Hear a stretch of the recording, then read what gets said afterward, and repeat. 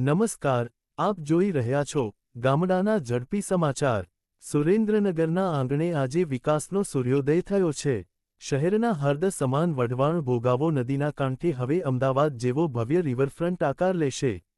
નાયબ મુખ્ય દંડક શ્રી જગદીશભાઈ મકવાણાના હસ્તે આજે કુલ 64 કરોડ રૂપિયાના વિકાસકામોનું ખાતમુહૂર્ત કરવામાં આવ્યું છે, જેમાં 56 કરોડના ખર્ચે રિવરફ્રન્ટ ફેઝ 3 અને 8 કરોડના ખર્ચે અત્યાધુનિક રંભાબેન ટાઉન હોલનું નવનિર્માણ થશે। બસ સ્ટેન્ડ પાછળથી ગેબનશાપીર સુધીના 3 અતિવાસ્તવવાદીઓ વિસ્તારમાં આ નયનરમ્ય રિવરફ્રન્ટ બનશે, જે સુરેન્દ્રનગરની શાનમાં વધારો કરશે। મહાનગરપાલિકા બન્યા બાદ શહેરને સ્માર્ટ બનાવવા માટે રાજ્ય સરકાર દ્વારા કરોડોની ગ્રાન્ટ ફાળવવામાં આવી રહી છે। આ પ્રસંગે શહેરના અગ્રણીઓ અને મહાનગરપાલિકાના અધિકારીઓ મોટી સંખ્યામાં ઉપસ્થિત રહ્યા હતા। વધુ અપડેટ્સ માટે જોતા રહો ગામડાના ઝડપ સમાચાર।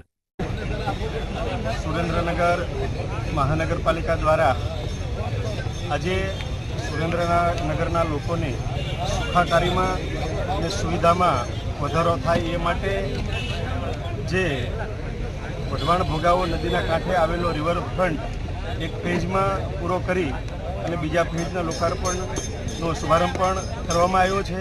સાથે સાથે ત્રીજા ફેઝ કે જે બસ સ્ટેન્ડ પાછળના ભાગથી શરૂ કરી અને ગેબનશાપીર સુધી એટલે કે આશરે 3 કિલોમીટર સુધીનો રિવરફ્રન્ટ 56 કરોડના ખર્ચે જે બનવાનો છે એ કામનું આજે ભૂમિપૂજન થયું છે। સાથે સાથે સુરેન્દ્રનગર શહેરના હાર્દસમા વિસ્તારમાં આવેલો હતો જે રંભાબેન ટાઉન હોલ, એ ટાઉન હોલ ખાતે આખો જ ટાઉન હોલ નવો બનાવવા માટે 8 કરોડના ખર્ચ સાથે આજે એ કામનું પણ ભૂમિપૂજન થયું છે।